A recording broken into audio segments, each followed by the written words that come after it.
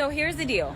So we have this continuing resolution vote that is supposed to be up right now or soon in the Senate. So last night we went through the vote and Dems, for the most part, held the line. Obviously, we don't have the numbers that we need on the House side. So right now, what we need you to do is we need you to apply pressure to the Senate. Listen, we need to tell the Senate Democrats that it's time for them to show up and show out for the people. Now, what does it mean? If they hold the line, then the federal government may shut down. And I know that there are those that are concerned and saying things like, well, if the government shuts down, then they're going to blame the Democrats. They blame the Democrats for everything. Right now, the stock market is crashing. And guess what? They want to try to blame Joe Biden. They're going to blame us for everything that goes wrong in their life because they refuse to connect with reality. But the reality is that we have somebody that is driving our country into the ground in every single way possible, while at the same time deciding that he's going to sell Teslas on the White House lawn, while everybody else, or I guess he was selling and buying. Not really sure what all he was doing, but he was definitely promoting, which our ethics rules don't allow us to do, but that's a whole other story. So if the government shuts down, then one of my questions is, are they allowed to still fire people? In my opinion, if we're shut down, you can't be fired. And what does that mean? It does mean that people will not be paid, but it does mean that they will get their back pay. So hopefully we can stop some of the bleeding. We just saw that the Department of Education laid off 50% of their workforce. So I don't really understand why anybody would say, oh, we got to take the high road. Listen, he is decimating the federal government. And you're talking about whether or not we're going to keep the doors open. He literally is shutting down departments anyway.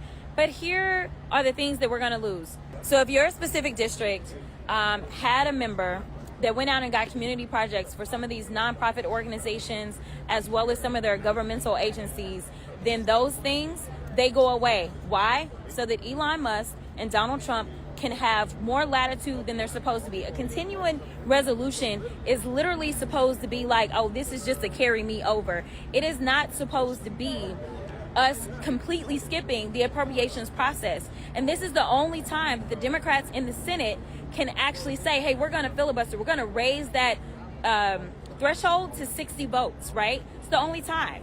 If they actually go through the appropriations process, then it's only a 50 vote majority. And that way we know exactly line by line where monies are supposed to go. In addition to that, this is really our only leverage because they're going to enter into reconciliation here shortly. And when they enter into reconciliation, that is where they are going to try to do the things such as get rid of Medicaid, Medicare, and Social Security. So this is a matter of leverage. Right now, this is our only chance to negotiate. We don't have a filibuster on the House side. So what I need y'all to do is I need y'all calling them Democrats. Because I know Republicans going to do what Republicans do. But I need y'all calling those Democrats and saying, listen, there is no reason for you to acquiesce. There is no reason for you to decide that you are going to stand with somebody that you told us was a dictator, with somebody that you told us was a threat.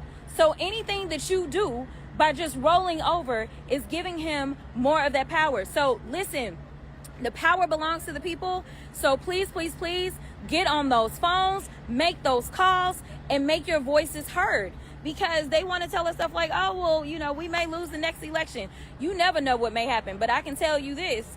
He shut the government down twice, and for some reason, the country decided that he needed to be elected again. He also oversaw over 1 million deaths during the midst of COVID, yet for some reason, people saw, listen, you can't worry about the future. You can only worry about the present, and you need to make sure that people understand that right now in this continuing resolution, there are going to be at least a shortage of over 30,000 housing vouchers, 30,000 within the country. Now, consider the fact that people are losing their jobs. I can tell you that it's going to be even more than that. That is based on what we currently have. There's going to be a shortage of 30,000. For everybody that says they love the veterans and that kind of stuff, all the money for burn pit survivors and things like that, guess what? That money, they're cutting that money out. Some of the hardline Republicans decided, you know what, we're going to vote for this because they are zeroing out things. This is not what we call a clean CR. This is not keeping all the levels at the same pace. That's not what it is. So that's what I got for y'all.